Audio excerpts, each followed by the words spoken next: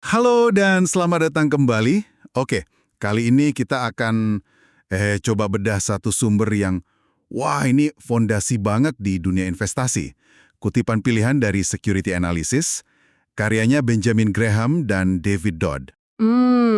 Bukan Semarang edisi ya? Bukan, ini edisi ke-6. Yang seru ada tambahan komentar dari investor-investor top zaman sekarang. Kayak Seth Klarman, Howard Marks, Bruce Berkowitz, wah banyak lagi. Betul. Buku ini kan pertama terbit tahun 1934 ya. Jauh sebelum kita. Pas setelah pasar saham ambruk parah. Bisa dibilang ini kitab sucinya value investing lah. Tepat sekali. Pengaruhnya luar biasa. Warren Buffett aja bilang ini salah satu dari 4 buku paling penting buat dia, yang ngebentuk cara dia mikir soal investasi. Nah, jadi misi kita sekarang ini menggali lagi prinsip-prinsip inti Graham dan Dodd. Ternyata masih relevan banget loh. Gimana sih cara bedah sekuritas, terus misahin mana investasi beneran, mana yang cuma spekulasi. Dan yang paling penting, nemuin nilai sejati di tengah riuhnya pasar. Anda pernah kepikiran nggak sih, apa ya yang ada di benak investor legendaris pas lagi lihat saham atau obligasi? Itu menarik. Konteksnya itu krusial banget. Coba bayangin, Amerika habis kena crash 1929, terus depresi besar. Pasar itu kacau balau, banyak spekulasi liar.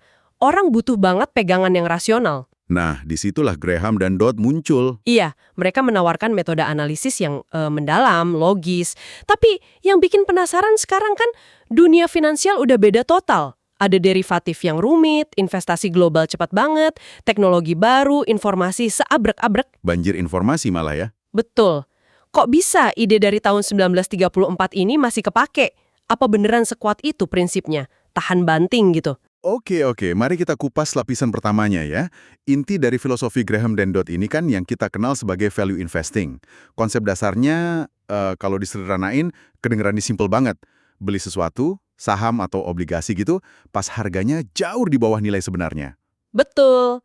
Seth Klarman di kata pengentarnya pakai perumpamaan bagus tuh. Kayak beli $1, tapi bayarnya cuma 50 sen. Nah, itu dia. Atau bayangin aja gini deh. Anda ditawarin rumah, udah lengkap sama isinya. Terus Anda hitung-hitung, ternyata uang tunai yang disimpan di brankas di dalam rumah itu aja udah lebih banyak dari harga rumah plus isinya yang Anda bayar. Wah, untung banyak itu. Iya kan? Artinya rumahnya gratis plus dapat untung dari selisih uang tunai. Nah itu intinya nyari bargain, harga murah yang dasarnya nilai aset real atau potensi penghasilan yang jelas. Tapi nyari murah aja kan nggak cukup. Ada pilar kedua nih yang penting banget. Margin of safety atau margin keamanan. Klarman nekenin banget ini. Ini bukan sekedar bantalan kalau analisis kita meleset dikit. Bukan cuma itu ya? Bukan. Ini ruang buat segala kemungkinan jelek. Salah analisis fatal, ekonomi nggak pasti, apes, atau bahkan manipulasi yang kita nggak tahu. Intinya, investor value itu obsesinya jangan sampai rugi modal pokok. Itu nomor 1. Menghindari rugi besar dulu ya? Ya, mungkin ini pertanyaan menarik buat Anda. Seberapa gede sih ruang aman yang Anda butuhin pas ngambil keputusan penting yang risikonya nggak bisa diprediksi semua? Konsep margin keamanan ini sebenarnya cocok banget loh sama psikologi dasar manusia. Kita kan secara alami lebih takut rugi daripada senang untung. Istilahnya risk averse. Betul, betul. Tapi anehnya, kayak yang disindir Klarman juga, sifat alami ini sering hilang gitu aja pas orang kebawa euforia pasar. Tiba-tiba semua orang ngerasa kebal risiko, ikut-ikutan spekulasi. Nah, ini sering kejadian. Disinilah investor value sejati beda. Mereka lihat saham itu bukan kayak tiket lotre yang harganya naik turun gak jelas, tapi sebagai bukti kepemilikan bisnis nyata. Ada asetnya, ada operasinya, ada potensi untungnya. Orientasi fundamental ini yang membedakan. Nah, ngomong-ngomong soal beda, ini dia nih, salah satu kebingungan paling dasar yang sering bikin orang kejebak. Bedain investasi sama spekulasi. Graham dan Dodd ngasih definisi yang tajam banget, dan ini krusial. Menurut mereka, investasi itu operasi yang setelah dianalisis mendalam, menjanjikan keamanan modal pokok dan return yang memuaskan. 3 poin penting tuh. Analisis mendalam, aman, pokoknya. Returnnya oke. Kalau salah satu aja nggak ketemu, ya menurut Graham dan Dodd, itu bukan investasi. Jadi itu spekulasi ya? Itu spekulasi. Jadi Kalau Anda beli saham modal feeling atau dengar bisikan saham mau terbang tanpa analisis bisnisnya, ya itu spekulasi. Kalau Anda beli sesuatu yang potensi ruginya gede banget demi ngejar untung gila-gilaan, itu juga spekulasi. Atau kalau potensi untungnya nggak sepadan sama risikonya setelah dianalisis, ya sama aja, spekulasi. Graham punya metafola keren nih buat gambarin pasar. Dia bilang, jangka pendek itu pasar kayak mesin voting. Popularitas, sentimen, berita heboh, itu yang gerakin harga. Dipengaruhi emosi ya. Iya. Tapi jangka panjang, pasar jadi mesin timbang, yang akhirnya bakal ngukur bobot atau nilai intrinsik sebenarnya dari bisnis itu. Artinya apa buat Anda? Ya jangan sampai keputusan Anda didikte suara ramai jangka pendek. Fokus ke berat fundamental bisnisnya. Dan sejarah modern itu penuh contoh spekulasi yang dibungkus rapi seolah investasi cerdas. Roger Lowenstein kan nyebutin tuh, gelembung.com akhir 90-an. Valuasi perusahaan teknologi gila-gilaan, padahal fundamentalnya nggak kuat. Iya, inget banget itu. Terus krisis subprime mortgage, instrumen keuangan rumit, resiko tinggi, dijual kayaknya aman-aman aja. Kuncinya di sini itu harga. Perusahaan sekelas Microsoft aja bisa jadi investasi jelek kalau belinya pas lagi euforia di harga puncak. Sebaliknya juga bisa ya? Tentu, bisa jadi investasi bagus pas pasar lagi pesimis. Harganya jatuh, padahal bisnis intinya masih kuat. Graham sendiri udah wanti-wanti dari awal 1920-an soal bahaya fokus ke tren pertumbuhan pendapatan tanpa peduli valuasi. Dia lihat gimana mentalitas era baru yang abai analisis fundamental malah bikin bencana. Oke. Jadi fokusnya nilai intrinsik bukan harga atau tren sesaat. Tapi gimana caranya nentuin nilai intrinsik ini? Nah, ini nih. Graham dan Dodd ngaku jujur, ini bagian paling susahnya. Nggak ada formula ajaib ya? Nggak ada. Yang ada cuma kerja keras, analisis mendalam. Secara umum mereka bagi dua, analisis kuantitatif sama kualitatif. Kuantitatif itu ya mai angka, laporan laba rugi, neraca, arus kas. Ini cenderung lebih objektif kan, basisnya data historis. Bisa lihat kinerja masa lalu, struktur keuangan, efisiensi perusahaan. Sementara kualitatif lebih lihat aspek yang susah diukur ya. Kualitas manajemennya gimana, seberapa kuat keunggulan kompetitifnya, prospek industrinya ke depan gimana. Ini penting juga sih, tapi lebih subjektif. Betul, dan seringkali faktor kualitatif yang bagus itu sebenarnya udah kelihatan juga di angka kuantitatif yang solid. Tapi gimana nyiimbanginnya biar nggak bias? Nah ini menarik. Graham dan Dodd sama komentator modern itu nekenin pentingnya mulai dari kuantitatif, terutama neraca. Bruce Greenwald misalnya nyorot gimana neraca sering dicuekin investor yang cuma lihat angka laba. Oh ya, kenapa neraca penting? Padahal neraca itu nunjukin kerangka perusahaan, aset realnya apa aja, terus gimana itu didanai, berapa utangnya, berapa modal sendirinya, kenapa penting. Soalnya laba bisa naik turun, bahkan dimanipulasi kayak kasus WorldCom itu kan. Iya, kasus besar itu. Tapi aset real sama struktur utang itu lebih susah disembunyiin. Kasus WorldCom itu walau penuh tipu-tipu akuntansi, sebenarnya udah ada sinyal bahaya di neracanya buat analis yang teliti. Jadi lihat laporan laba rugi sama neraca barengan itu, wah wajib hukumnya. Ini nyambung sama fokus komentator modern ya. Kalau dulu Graham mungkin lihat laba sama dividen, sekarang banyak yang lebih nekenin free cash flow atau arus kas bebas. Kenapa gitu? Betul sekali. Semangatnya sama kok kayak Graham dan Dodd. Nyari realitas ekonomi di balik angka akuntansi. Laba bersih yang di laporan laba rugi itu kan bisa dipoles pakai macam-macam metode akuntansi. Biar kelihatan bagus ya. Iya. Nah, free cash flow, kas bersih dari operasi dikurangi belanja modal buat pertahanin bisnis, itu dianggap lebih jujur. Nunjukin berapa banyak uang tunai beneran yang dihasilin bisnis yang siap buat pemilik, pemegang saham, dan kreditur setelah semua kebutuhan operasi dan investasi dipenuhi. Bruce Berkowitz nekenin ini banget. Fokus ke FCF itu evolusi alami dari prinsip GND buat lihat substansinya. Menarik.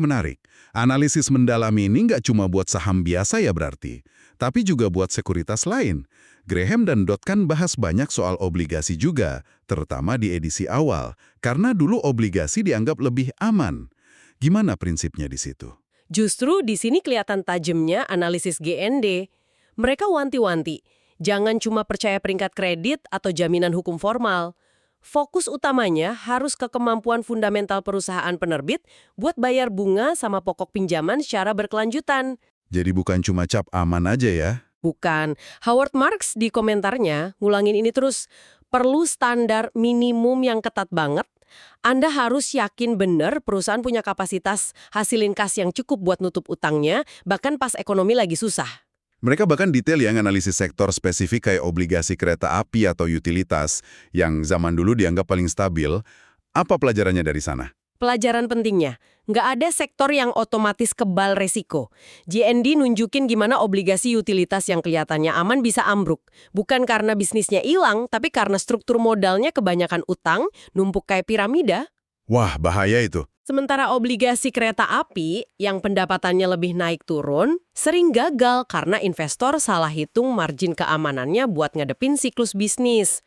Mereka nggak cuma lihat label utilitas atau kereta api, tapi bongkar laporan keuangannya, analisis rasio cakupan bunga, stabilitas pendapatan jangka panjang, resiko spesifik industrinya. Jadi benar-benar dibedah satu-satu ya? Iya, ini contoh konkret analisis fundamental mendalam, nolak asumsi umum, nuntut margin keamanan bahkan di tempat yang kelihatannya aman. Intinya, analisis kasus per kasus itu wajib. Jangan pernah ngandelin reputasi industri aja. Mereka juga nyinggung struktur modal keseluruhan itu penting ya pas lihat saham. Saham biasa di perusahaan tanpa utang kan beda banget profil risikonya sama saham biasa di perusahaan yang utangnya banyak. Tepat. Dan ada lagi area yang dibahas, yaitu distress investing. Investasi di sekuritas perusahaan yang lagi susah banget, mungkin di ujung tanduk. Wah, ini lebih ekstrim lagi. J. Ezra Merkin nyebut ini bentuk value investing paling murni. Idenya, pasar sering reaksi berlebihan sama berita buruk, harga obligasi atau saham perusahaan bermasalah jadi jatuh jauh di bawah nilai aset atau potensi pulihnya. Contohnya gimana tuh? Kayak kasus Texaco, bisnisnya bagus tapi kesandung masalah hukum gede. Atau Adelphia sama Winn-Dixie yang emang kesulitan finansial parah. Ini jelas area kompleks banget ya, butuh analisis super dalam soal proses hukum, bangkrut, dan kemungkinan nilainya bisa balik lagi. Tapi logikanya sama, nyari nilai di tempat yang dihindari orang karena takut. Oke, jadi prinsip intinya kuat banget ya. Analisis fundamental, margin keamanan, mikir independen. Tapi balik lagi ke pertanyaan awal nih. Dunia sekarang kan beda banget. Derivatif aneh-aneh, pasar global nyambung terus, informasi banjir bandang. Gimana prinsip yang umurnya hampir seabad ini bisa relevan dan praktis diterapin? Justru di tengah kerumitan dan kebisingan ini, prinsip inti GND jadi kayak jangkar atau kompas loh. Kemampuan analisis fundamental yang dalam itu bantu kita milah mana info penting, mana yang cuma noise. Jadi filter gitu ya? Iya, konsep margin keamanan jadi makin krusial buat pelindung dari ketidakpastian yang lebih tinggi. Dan kemampuan mikir independen, nggak ikut-ikutan panik atau euforia pasar, itu kunci buat bertahan, bahkan manfaatin volatilitas pasar modern. Jadi bukan prinsipnya yang ketinggalan zaman, tapi mungkin cara pakainya perlu disesuaikan ya? Tentu saja. Kita tadi udah bahas fokus modern ke free cash flow, itu contoh adaptasi metrik. Terus investasi global. Thomas Russo jelasin kalau prinsip GND itu bisa banget diterapin di pasar luar AS, tapi butuh margin keamanan ekstra. Maksudnya? Gimana tuh ekstra? Ya harus ekstra hati-hati. Ada beda standar akuntansi, hukum bisnis, budaya korporat, terus risiko mata uang juga. Dia kasih contoh gimana nyari perusahaan bagus di Korea Selatan setelah krisis finansial Asia. Mirip cerita Greg Alexander yang diceritain Lowenstein. Terbang ke Seoul Melly Bargain pas semua orang kabur.